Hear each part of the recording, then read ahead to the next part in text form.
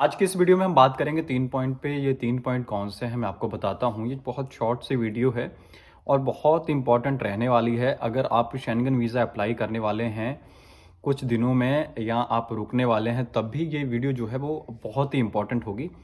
ये 3 पॉइंट जो हैं वो ये कि आप क्रिसमस या न्यू ईयर के लिए फ़ाइल जो है वो अब लगानी चाहिए कि नहीं लगानी चाहिए। दूसरा ये कि कौन कौन सी कंट्रीज ओपन है वो, और तीसरा एक वीज़ा जो है वो इशू हुआ है मुंबई से, और कैसी प्रोफाइल है वो भी मैं आपके साथ में डिस्कस करूंगा कि कैसी प्रोफाइल पे वो डिस्कस हुआ है। और स्पेन से वीज़ा जो है वो इशू हुआ है। तो ये बड़े आश्चर्यचकित की प्रोफाइल होती हैं, मतलब बड़ी डिफर सी प्रोफाइल होती है और हम इनको देख के ट्राई करते हैं कि इनका हुआ तो हमारा भी हो सकता है। तो उसके साथ में हमें जो अपने रिजल्ट्स हैं वो डिफर दिखते हैं, मतलब नेगेटिव भी हो सकते हैं, पॉजिटिव भी हो सकते हैं। तो सबसे पहले बात करते हैं कि क्या हम न्यू ईयर या क्रिसमस के लिए आप अप्लाई कर सकते हैं। क्रिसमस के लिए तो नहीं कर सकते, क्योंकि कम से कम किसी भी अम्बेसी के साइड में, शेंगन अम्बेसी के साइड में यह दिया हुआ है कि आप 14 मिनिमम 14 वर्किंग डेज, इससे ज़्यादा भी हो सकते हैं, आपको देने ही पड़ेंगे। उससे पहले रिजल्ट्स आ जाते हैं, जैसे स्विट्ज़रलैंड और फ्रांस से बहुत जल्दी रिजल्ट्स आ जाते हैं, लेकिन आपको 14 दिन तो देने ही पड़ेंगे। इससे पहले की आइटनरी नहीं होनी चाहिए। वो हम नॉर्मल डेज में भी देखते हैं कि अगर आपने बहुत जल्दी की आइटनरी बनाई है और आपका ऑर्डिनरी पासपोर्ट है तो आपसे बहुत बार न्यू जो आइटनरी है वो मांग ली जाती है। फ्लाइट्स के साथ में, होटल के साथ में एक नए तरीके से मांग ली जाती है। तो आप क्रिसमस के लिए बिल्कुल नहीं लगा सकते। और रही अगर न्यू ईयर की बात, तो न्यू ईयर के लिए भी आई थिंक अगर आपका ऑर्डिनरी पासपोर्ट है तो अब नहीं लगाना चाहिए। अब मतलब 1-2 दिन में जो अपॉइंटमेंट्स मिलेंगी तो उनमें नहीं लगाना चाहिए, क्योंकि बहुत कम दिन है। अगर आपने न्यू ईयर या क्रिसमस के लिए अप्लाई करना था तो उसकी डेट्स शायद जो है वो निकल चुकी हैं। हाँ, करने को कर भी सकते हैं। हो सकता है कि उसका जो सेकंड पॉइंट बताऊंगा उसमें इसका थोड़ा सा आंसर भी है कि क्यों नहीं करना चाहिए। चलिए हम सेकंड पॉइंट की तरफ बढ़ते हैं कि कौन कौन सी कंट्रीज ओपन हैं। अभी शेंगन में 7-8 कंट्रीज जो ओपन हैं, उनमें से कुछ कंट्रीज मैं आपको बता देता हूं जिनके अपॉइंटमेंट्स हर एक सेंटर पे मिल रहे हैं, मुंबई, दिल्ली और भी बेंगलुरु या चेन्नई में। उनमें से एक है France, Germany, Switzerland, Spain, Austria, चेक रिपब्लिक के हालांकि मिल रहे थे, अभी नहीं मिल रहे हैं। ये कुछ कंट्रीज़ हैं जिनके अपॉइंटमेंट्स जो हैं वो मिल रहे हैं अगर आप जाएंगे। और इनके अलावा भी 2-4 कंट्रीज़ ऐसी हैं जिनके अपॉइंटमेंट्स अलग अलग जगहों पे मिल रहे हैं। जैसे हंगरी का कभी अहमदाबाद में मिलता है, तो कभी चेन्नई में, तो कभी दिल्ली में। तो मतलब ऐसे स्लॉट्स मिल रहे हैं, ऐसी अपॉइंटमेंट्स मिल रही हैं कि बड़ी ऑल्टरनेट मिल रही हैं कि अगर आपको 25 की दिल्ली में मिल रही है हंगरी की, तो हो सकता है कि कुछ दिनों के बाद वो आपको मुंबई में मिले और दिल्ली में ना मिले। तो ये कुछ कंट्रीज ओपन हैं। और उसमें भी अगर आप न्यू ईयर के लिए अप्लाई करना चाहते हैं तो शायद फ्रांस की अपॉइंटमेंट जो है वो जनवरी के फर्स्ट वीक के अलावा नहीं मिलेगी अब।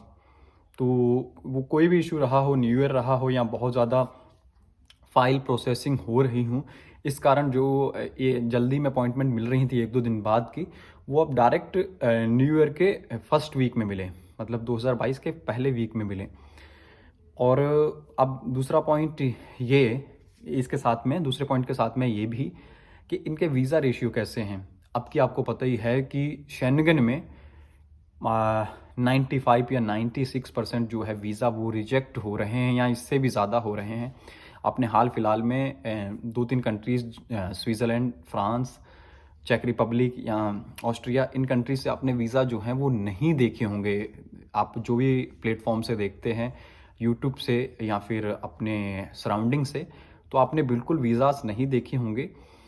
तो मतलब अगर शेंगन का पॉजिटिव रेशियो देखा जाए तो बिल्कुल ख़राब है। ये हो सकता है कि कोविड के कारण, लेकिन फिर इक्का दुक्का जो वीज़ा आ रहे हैं वो क्यों आ रहे हैं? अगर कोविड के कारण ये सारी चीज़ें हो रही हैं कि ट्रैवलिंग को उन्होंने थोड़ा सा स्ट्रिक्ट किया हुआ है, तो इक्का दुक्का वीज़ा भी क्यों आ रहे हैं? आप अगर आपको पूरी तरीके से बंद करना है तो आप पूरी तरीके से करिए। अगर आप कोविड दिखा रहे हैं तो आप पूरी तरीके से अपने देश को बंद करिए। आप एप्लीकेशन भी ना लीजिए न्यू ईयर या फिर जिन दिनों में आपको लग रहा है कि आपके देश में कोविड ज़्यादा है। तो लोग अप्लाई कर रहे हैं और बहुत ज़्यादा लोगों के साथ में 95, 96, 97% लोगों के साथ में रिजेक्शंस जो हैं वो इन सब कंट्रीज से देखने को मिल रही हैं। अब तीसरा पॉइंट ये वो आपके ऊपर है कि आप अप्लाई करना चाहते हैं या नहीं करना चाहते हैं, क्योंकि जो 2-3% अगर पॉजिटिव आ भी रहे हैं तो उन्होंने भी अप्लाई किया, चांस लिया और उनके केस जो हैं वो पॉजिटिव बने। तीसरा केस ये है कि एक केस है महाराष्ट्र के कोल्हापुर के किसी गांव से एक स्पेन का केस पॉजिटिव, स्पेन वीज़ा जो है वो पॉजिटिव हुआ, मतलब स्पेन वीज़ा इशू हुआ। प्रोफाइल जो है वो स्टूडेंट प्रोफाइल है, कॉलेज गोइंग प्रोफाइल है।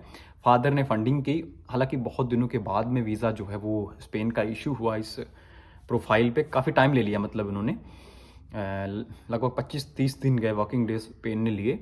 कुछ भी हो, उस बंदे की डॉक्यूमेंट्स जो हैं वो डीपली चेक किए गए हों, कह नहीं सकता मैं, लेकिन एक अच्छा खासा टाइम लिया, लेकिन उसको एक पॉजिटिव रिजल्ट्स जो है वो दिया।